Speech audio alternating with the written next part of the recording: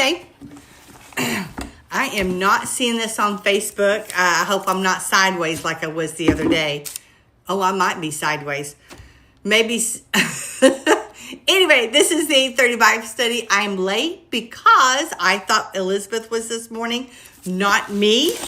And I told Debbie, I said, well, I only can get on just for a few minutes. But I want to thank everybody for their grace. I want to thank you, everybody, for their consistency on joining us at the Daily Bible Study. Y'all, you don't even know what y'all mean to us. And even with our imperfections, I think about all of our IT issues. Usually it's not a scheduling issue. Today's is my issue and not anybody else's. I'm going to look on here. So if you have any prayer requests, if you'll put them on the comments, any praise reports, if you will also put those on the comments also. All right. It is not coming up. I'm not going to be able to tell. Okay. If I'm sideways, I'm sorry. I just wouldn't look at my picture. Oops.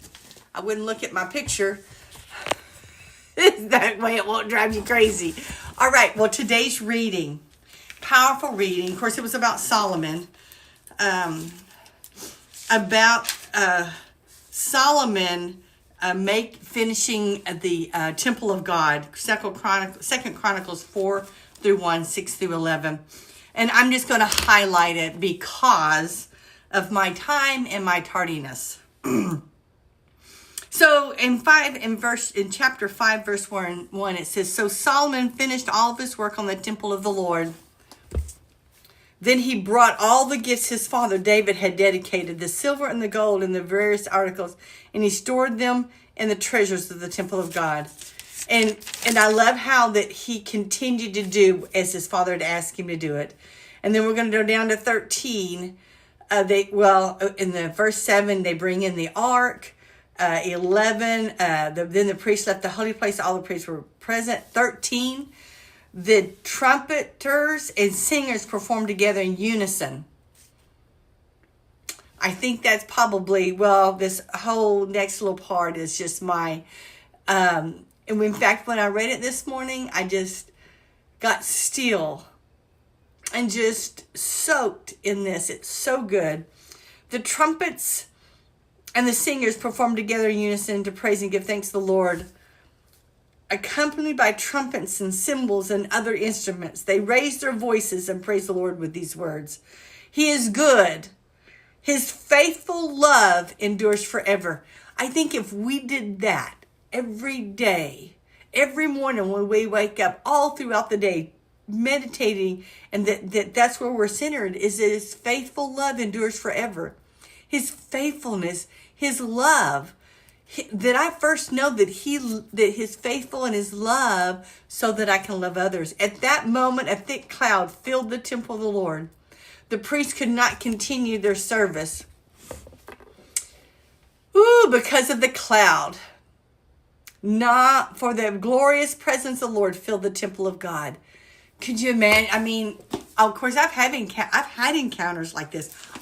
Almost had an encounter this morning. The minute I read it, immediately I felt his presence really strong.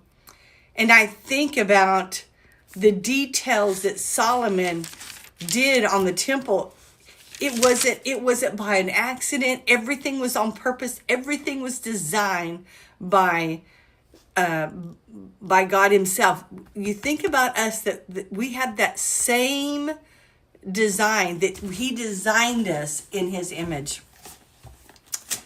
Actually, when I think about Genesis, where he talked about that he created us, them, in his image. And then God told him, he says, you can eat from any tree of the garden, but don't eat of this one or you'll die. And when they ate of it, did they what died? I believe it was the image of God that died in them. Well, the Spirit of God, but the sin causes death. But the image of God. We're so detailed, every part of us. So part of us, every part of us. Okay, Romans I told you this has to be fast because I didn't realize that I was this morning. Oh my goodness. Please forgive me. Because I got a doctor's appointment too that I got to leave at. Just my daily, yearly thing. Nothing wrong. Romans 7, 1 through 13. Oh, Romans. Oh, it's so good. Romans has been so good because it really speaks to our identity, who we are in Him. The work of the cross, the purpose and the details of what the cross did, how it paid for me, and that I can't do anything to deserve it. I can't do anything but by faith. You know, the Jews believed it was, if we did this, and this, they followed the law and that they got circumcised. But see, the thing is, we get circumcised of the heart. The things are of the spirit now instead of the flesh. Now, does it manifest in the flesh? Absolutely. We should live sinless or conscious free of sin. We should not live lives of sin. We need to put off the old man and put on the new, because that is the work of salvation, is that we become new. So, says, dear brothers and sisters, you're familiar with the law. Don't you know that the law applies only when a person is living? For example, when a woman marries, the law binds her to her husband as long as she is alive. He is alive. But if he dies, the law of marriage no longer applies to him. So while her husband is alive, she would be committed adultery if she marries another man. But if her husband dies, she is free from the law and does not commit adultery when she marries. So my dear brothers and sisters, this is the point. You died to the power of the law when you died with Christ. And now you are united with the one who was raised from the dead. That same spirit, that same power, there is no way that Jesus could have ever yielded to the Father unless he knew the Father's love, unless he knew his Father. He knew what the Father's will was. It was his love that did this for us. When we were controlled by our own nature, sinful desires were at work within us. We're not the same people. We shouldn't be acting the same.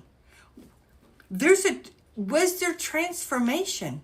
Was it an emotional decision, or was it a life-changing decision when you received Christ? When I think about that, the old nature, every day we've got to put it off and put on, by faith, the new nature, believing and praying that the Spirit of God lives through us. It says in verse 5, it says, when we were controlled by our own nature, sinful desires were at work within us, and the law aroused those evil desires that produced a harvest of sinful deeds, resulting in death. Death. But now we have been released from that law. We died to it and are no longer captive to its power. Someone cuts you off in traffic. If someone does you wrong at work, if you were misunderstood, what is living? Your sinful nature or the nature of Christ in you?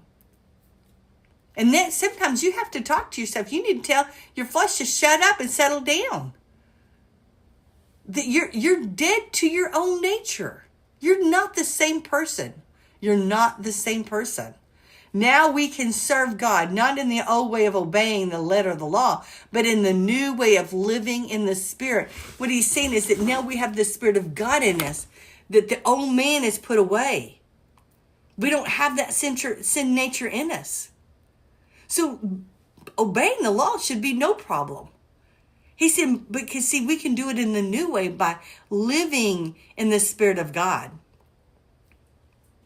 Well, then, am I suggesting that the law of God is sinful? Of course not. In fact, it was the law that showed me my sin.